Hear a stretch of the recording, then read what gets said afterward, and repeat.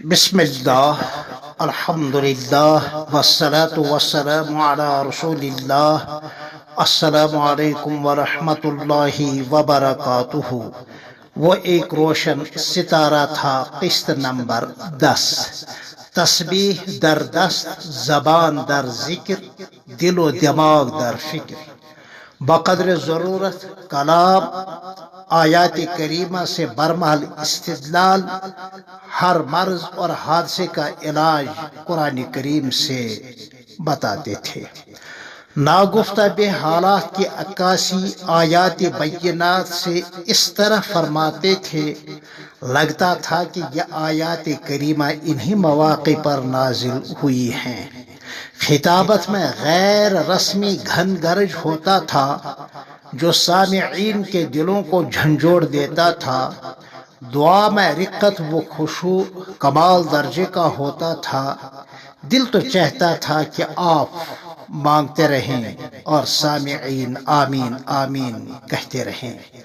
بقول حضرت علامہ اقبال رحمۃ اللہ علیہ، تیری دعا سے قضا تو بدل نہیں سکتی، مگر یہ ممکن ہے کہ تو بدل جائے۔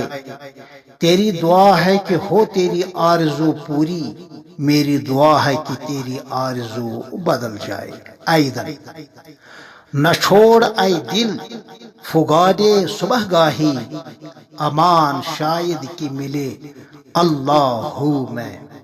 حفظ قرآن کریم اور تجوید فرقان حمید میں جید الاستعداد تھے۔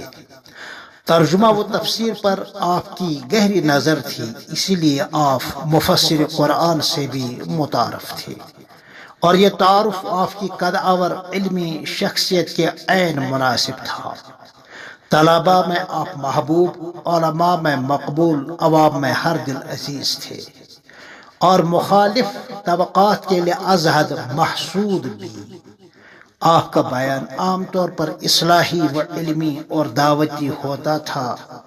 طالب علم اپنے استاد کو استاد بھی مانے، شفیق و مربی بھی جانے، اور اپنے استاد کو پیر و مرشد بھی مانے اور جانے، ایسا کم ہی دیکھنے میں آتا ہے۔ یہ امتیاز حضرت مفتی صاحب کو حضرت اللہ جل مجدہ کی طرف سے ملا ہے۔ نکل کر خانقاہوں سے ادا کر رسم شبیری۔ یقیناً حضرت علامہ اقبال رحمہ اللہ کے اس مصرع کی غلط ترجمانی سے ان کی روح کو بڑی تکلیف پہنچتی ہوگی، کیونکہ تزکیہ قلب، تصفیہ روح اور تجلی اخلاق، جس کو ہم سلوک تصوف سے تعبیر کرتے ہیں، اس سے متعلق تعلیم و تربیت و خالص علماء و صلحاء خانقاہوں اور مخلص استاد و شفیق مربی ہی سے ہوتی ہے۔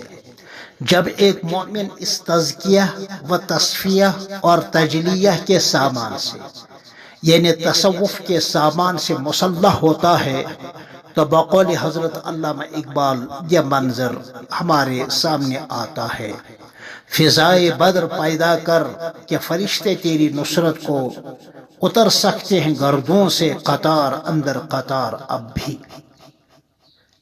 اس کے مناظر ابھی بھی نظر آتے ہیں، بشرطے کی نظر بندی نہ ہو، بشرطے کی وسعت نظری سے کام لے، بشرطے کی مبصرانہ و محققانہ نظر چاروں طرف دوڑائے۔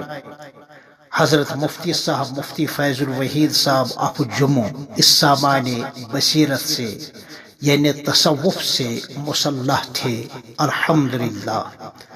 تا خلافت کی بنا دنیا میں پھر ہو استوار، لا کہیں سے ڈھونڈ کر اسلاف کا قلب و جگر۔ پھر ملتے ہیں انشاءاللہ آپ سے قسط نمبر 11 میں۔ تب تک کے لیے السلام علیکم ورحمۃ اللہ وبرکاتہ۔